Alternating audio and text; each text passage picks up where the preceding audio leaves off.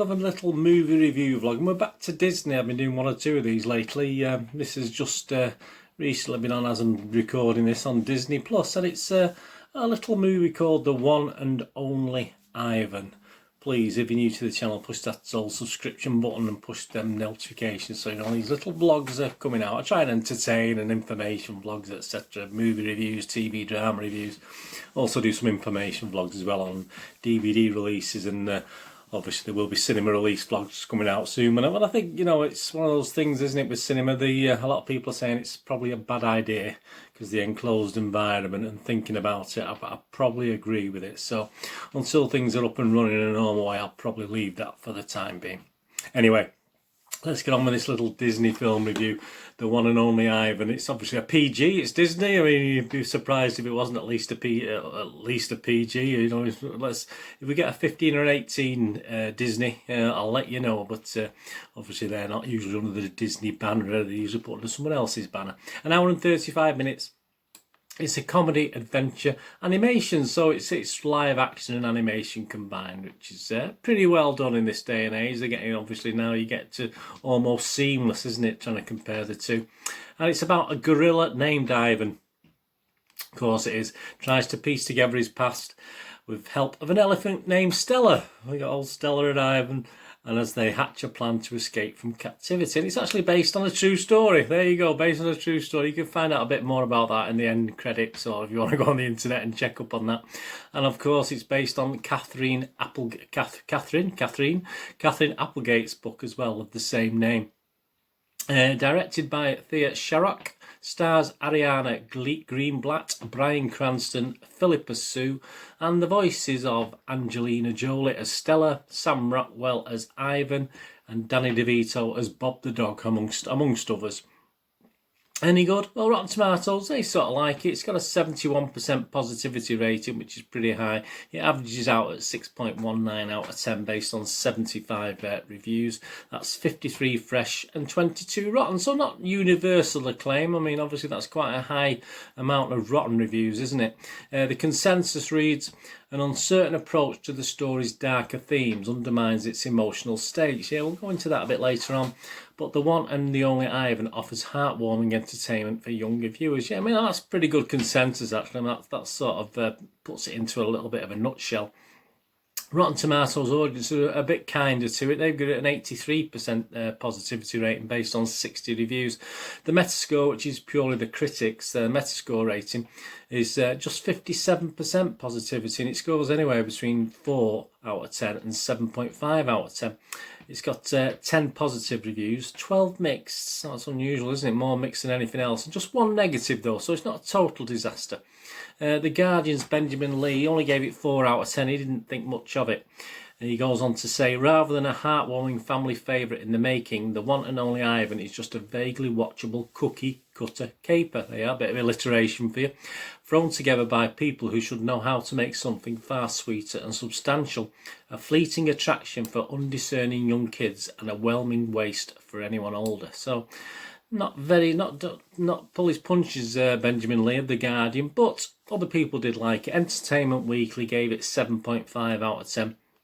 And went on to say, watching Ivan discover his love of art is intoxicating, particularly when his realisation that he can use it to communicate results in a truly breathtaking tableau. The film's genuine bursts of emotion, combined with the right warmth of the vocal performances and the deftly realistic rendering of the CGI animals, give the project a silverback gorilla-sized heaping of hearts. There are some nice pros there from Entertainment Weekly. Internet Movie Database user rating, that's Joe Public. That's people like you and me who just go out and watch it on, well, obviously not on the big screen, this obviously on streaming, etc. 6.9 out of 10, so that's not bad. I mean, anything 7-ish is really good on Internet Movie Database, and that's based on 556 reviews, so quite a lot of reviews to base it on as well. And you've got certain, looking through the comments made, we've got comments of a good family film, great story, a fine adaptation. Yeah, I mean, I haven't read the book, so obviously you have to go with what people are saying, but I do have a feeling that the book might be a little bit dark, and I think one of the critics was hinting at that before. Family friendly streaming from a great book, again good comparisons to the book. Disney's typical harmless family fare. Slow but full of hearts. Good, not great. Darker than anticipated. Yeah, I thought it could have perhaps been a little bit darker, to be honest with you. A boring waste of time. I'll finish on that one because there wasn't many negatives, but that was one of the negatives that someone... I can understand the boring. I'm not going to say the correct, but I can understand the critique, if you like. Right, my little thoughts, Bernard's thoughts on behalf of MovieGameNostalgia.com. Yeah, looking through the reviews, there's a lot of questions about pacing of the film.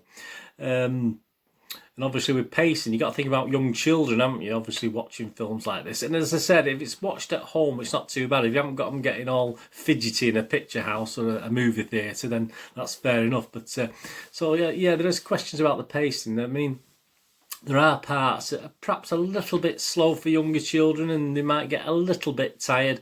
But the CGI animals, talking animals, are never far away to entertain you anyway. So that's not too bad. So I don't think the pacing was that bad, apart from the overall frame of the film. And I must admit, there's a scene where they're revealing the new animal to trap people, and I must admit, it might be just be me, but I just prayed for a push me pull you to be shown at that point in time. And if you watched the film, please have a look. But I did hope for a push me pull you. Obviously it wasn't, but I don't know. It just came into my mind when I was watching that scene about the reveal of the new animal that was going to save this video store circus sort of thing, whatever it was. As you'd expect in this day and age, the CGI is very, very good, and it makes the characters both, certainly the animal characters, likeable, and certainly the human characters that play alongside are quite likeable as well. I mean, my apologies here, and I'm really sorry to say it, my only real downer perhaps was the young Ariana Greenblatt, who obviously played the lead young actress, and for me she's missing a little something. I just didn't warm to her at all. I'm sorry about that, Ariana, but yeah, she's okay, but she's not, to me, she's just one of those Disney young stars that doesn't quite appeal, and I think someone may have done the role a little bit better, but that's just me. That's just a personal opinion. She's the only character perhaps I didn't like in the whole film. My apologies, Ariana. I can't help how I feel, and I sort of thought long and hard before adding that. But yeah, it did sort of not ruin the film, but it did sort of bring the film down a little bit for me. Yeah, I mean, someone was saying about it's a bit of a mix. It's not light and as humorous as most Disney movies.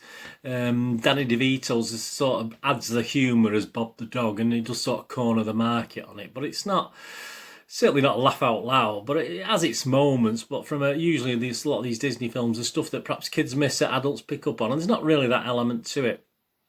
One of the critiques was an uncertain approach to the story's darker themes undermines its emotional stakes. Yeah, I mean, as I said, I've not read the story, so I did get that feel that it could have been a little bit dark, and there were elements in it that you think Disney could have progressed and made a little bit darker without ruining it. But again, it's not I don't think it's a massive budget production. You know, it's not one of the Disney big budget things like The Lion King and the new Dumbo, etc. So yeah, I think that has worked within certain constraints, but you did feel though it could have been darker. Then you get one of the other critics that says, thrown together by people who should know how to make something far sweeter and substantial. Well, I think that was the thing. It was stuck between being nice and sweet and wholesome and perhaps being a bit dark, and it never sort of quite hit either mark, and it sort of let itself down just a little bit. So it watered it down. I think that's the words I would have used. It watered it down. It did lack a little bit of punch, and it certainly lacked a little bit of the Disney magic in the bigger films that I've just mentioned there. Yeah, never boring. I mean, I did say it's a mix of Dumbo, the cartoon Dumbo, the original Dumbo. Perhaps it needed some of the darker elements of the Tim Burton Dumbo as well, which I did like. A lot of people didn't. I thought it was a good film. Well, obviously it's not as cute, anywhere near as cute as Dumbo. It's also got elements to me of The Greatest Showman. Obviously that's the ringmaster sort of aspect to it, and certainly Madagascar, where the animals sort of obviously want to get to freedom, don't they? So there's elements of all those films in this, but it never quite reaches the quality of any of those. In its defence, It does knock the newer Doolittle into a cocked hat, but again, that's probably not saying much, is it? But it is a nice addition. I enjoy it. I did enjoy it, and as I say, it's younger children perhaps, but as I say, it's a home watch now, isn't it? So younger children can do other things and get attracted back at certain times to the film. And time-wise, it was okay as well. It wasn't too long. You know, sometimes they do tend to be a little bit long, but yeah, it's a better home watch than a cinema watch, in my opinion. Anyway, so yeah, I mean the scores. If you look at the scores, what have we got here? Rotten Tomatoes. Rotten Tomatoes, 71% positivity, 6.19 out of 10. Yeah, it sounds about right. The audience, 83%, a bit high. Metascore, 57%. Again, not fantastic, but again up towards the 6. But the Internet Movie Database, 6.9 out of 10. So they are quite. That's nearly 7. So I'm going to give it. I'm not quite going to match that. I'm going to give it a movie game nostalgia Bernard score of 6.5 out of 10, which isn't bad, which isn't a bad score, and I certainly recommend it as a family film for you to sit down and watch at home on Disney Plus or whatever streaming site you use to watch these films. And of course the poster. Well, the poster had elements where it could have been so much better, but the characters are far too small in it for it to inspire me to even want to put it on a wall. If I had, my grandkids' wall or anything like that, I'm a bit disappointed with the poster. I think there's too many. It's too wordy. Too many of the actors starring in it rather than a nice image of the characters in it. So I'm a bit disappointed with that. I'll give it a 6 out of 10, which isn't a total disaster. But yeah, I don't think the poster. Certainly, the poster doesn't beat the film today.